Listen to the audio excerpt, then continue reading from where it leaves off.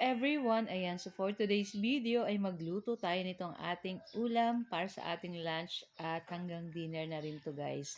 So magluluto tayo ng ginisang sayote and meron din tayong pork chop na i-steak. So tara na guys at samahan niyo pa ako magluto and enjoy watching po. So ayun nga, happy Friday nga pala sa inyong lahat.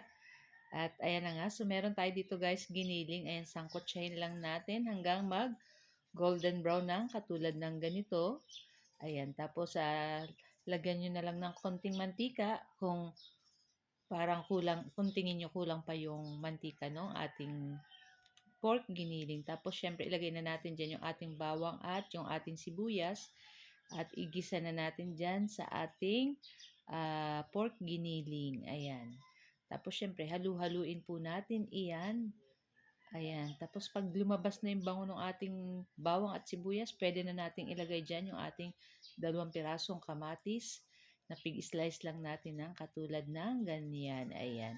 Tapos syempre, halu-haluin po uli natin. Naku, napakabango at napakasarap. Isa rin ito sa gusto kong gulay, ang sayote.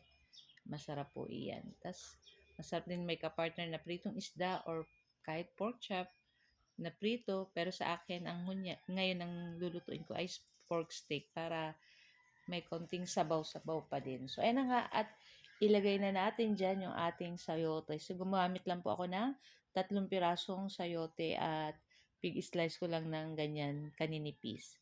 Tapos ayan na nga, pakalagay natin yung ating sayote, ilagay na natin yung ating toyo, liquid seasoning, tapos gagamit tayo ng 1/2 cube.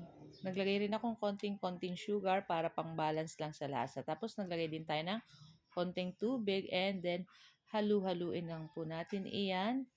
Ayan, so wag lang po natin i-overcook yung ating gulay. Ayan, pwede na po natin yang patayin para sabi nga nila, yung sustansya ng gulay is nandun pa. Wag daw lutuin masyado. Saka masarap naman po talagang kumain yung medyo half cook lang yung gulay. Ayan.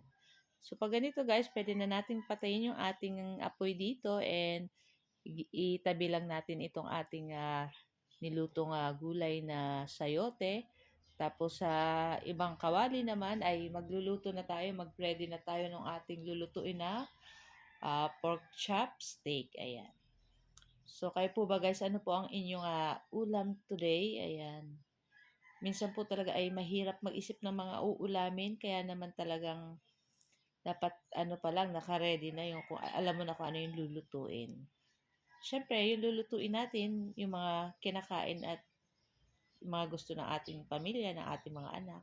So, yan na nga itong ating pork chop. Binabad ko na yan guys sa may kalamansi, bawang, paminta, soy sauce.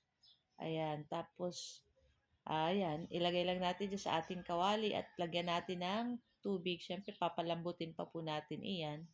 Kung matigas pa yung pork, dagdagan nyo po uli ng tubig. Ayan. So, yung sa akin, medyo matigas pa po. Kaya, lulutuin pa natin to ng ilang minuto. Tapos, syempre, tikman nyo na rin po kung medyo matabang pa. Itong sa akin, okay na po yung lasa nito. So, nag-aagaw yung ng kalamansi, yung asim, tapos yung toyo, ayan, sa paminta. So, ayun na nga, at malambot na yung ating pork. So, ilagay na natin dyan yung ating sibuyas na pula at ready to serve na rin to guys. So, ito lang po ang aming video today at sana po nag-enjoy kayo. Huwag niyo po sanang kalimutan mag-like, comment at pa-share po ng ating video. Thank you for watching. Bye!